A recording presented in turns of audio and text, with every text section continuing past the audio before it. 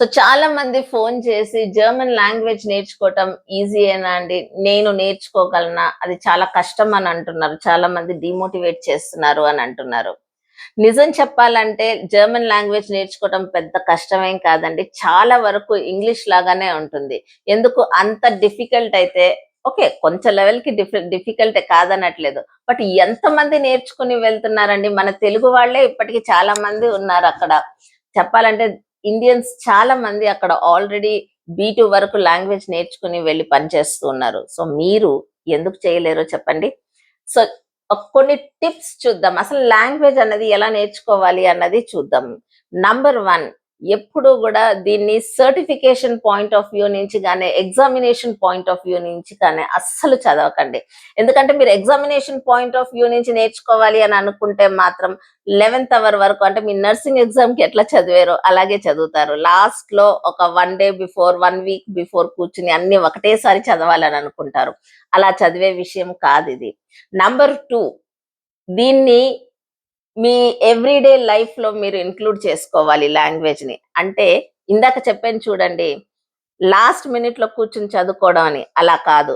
Day 1 నుంచి మీ trainer ఇది ఎలా అనాలి, ఇది ఎలా చెప్పాలి అన్నది నేర్పితే అది ఎవ్రీడే లైఫ్ లో దాన్ని మీరు ఇంక్లూడ్ చేసుకోవాలి. ఫర్ ఎగ్జాంపుల్, ఇప్పుడు నా పేరు స్వర్ణ అని మీరు చెప్పాలి అని అంటే, ఇష్ హైజ్ స్వర్ణ ఆర్ మై నామ ఈస్ట్ స్వర్ణ అని అంటారు జర్మన్ లో. సో ఇది ప్రతిసారి మీ పేరు చెప్పాల్సి వచ్చినప్పుడు మీరు జర్మన్ లో ఇట్లా ఆలోచించుకుంటూ ఉండాలి. నాకు నీళ్లు కావాలి, దాహం వేస్తోంది, నీళ్లు కావాలి, దీన్ని జర్మన్ లో ఎట్లా చెప్తారు, ఇవన్నీ నేర్పుతారు ఆల్రెడీ క్లాస్ లో. కాబట్టి దాన్ని అలా థింక్ చేస్తూ మీరు అలవాటు పరుచుకోవాలి లాంగ్వేజ్ ని.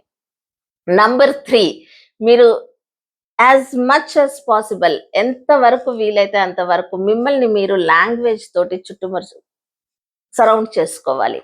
అంటే లాంగ్వేజ్ ని ఎంత వీలైతే అంత వినాలి. అది ఎలా చేయాలి? మనం ఇండియాలో ఉన్నాము, ఎవరు ఇక్కడ జర్మన్ లాంగ్వేజ్ మాట్లాడరు కదా అని అంటే, యూట్యూబ్ ఎందుకు ఉందండి? యూట్యూబ్ నిండా చాలా జర్మన్ వీడియోస్ ఉన్నాయి. వాటిని చూడండి, జర్మన్ మూవీస్ ని చూడండి. That way it is easy to learn the language. Number 4, ఎంత వీలైతే అంత జర్మన్ స్క్రిప్ట్స్ ని చదవండి. అంటే ఇంకేం అక్కర్లేదని మీ టెక్స్ట్ బుక్ చదివినా చాలు. సరిగ్గా మీకు ఇచ్చిన టెక్స్ట్ బుక్ ని మీరు ప్రతిరోజు చదువుతూ పోతూ ఉంటే ఒడిగ్గా పెద్దగా చదవాలి. అది చదివితే అది ఆ లాంగ్వేజ్ మీ నోటికి కూడా అలవాటు అవ్వాలండి. Very important. మనకి ఇంగ్లీష్ మన మాతృభాష తర్వాత ఏదన్నా ఒక లాంగ్వేజ్ అలవాటు అయిందంటే అది ఇంగ్లీష్. ఆ ఇంగ్లీష్ కూడా అలవాటు కాని వాళ్ళు చాలా మంది ఉన్నారు. అది ఎందుకు అనంటే మనం దాన్ని ఒక సబ్జెక్ట్ లాగా చదువుతాము. కానీ మీరు ఎప్పుడైతే దాన్ని మాట్లాడి మాట్లాడి నేర్చుకుంటారో, మీ ఓరల్ క్యావిటీస్ అంటే మీ నోట్లో ఉన్న పార్ట్స్ అన్ని కూడా ఆ లాంగ్వేజ్ కి అలవాటు పడాలి. అది అలవాటు అవుతుంది. కాబట్టి ఎప్పుడు కూడా లాంగ్వేజ్ ఆ టెక్స్ట్ బుక్ ని చదివేటప్పుడు పెద్దగా చదవండి. అప్పుడు మీకు ఆ లాంగ్వేజ్ అలవాటు అవుతుంది. And last but not the least, me homeworks అన్ని, టీచర్ ఆర్ ట్రైనర్ ఇచ్చిన హోంవర్క్స్ అన్ని కరెక్ట్ గా చేయండి. ఇవన్నీ చేస్తే ఒక రోజుకి మీరు కనీసం 2-3 గంటలు జర్మన్ లాంగ్వేజ్ మీద స్పెండ్ చేసినట్టు అవుతుంది.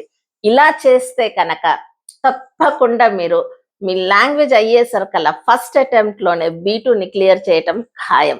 ఇది కాకుండా షార్ట్ కట్స్ వెతుక్కుంటే, ఇచ్చిన హోంవర్క్ చేయకపోతే, లాంగ్వేజ్ ని వినకపోతే, లాంగ్వేజ్ ని చదవకపోతే మీకు అది పెద్ద తలకాయ నొప్పిలాగా ఉంటుంది. సో దీన్ని ఈజీగా మీరు చేయాలని అనుకుంటున్నారా?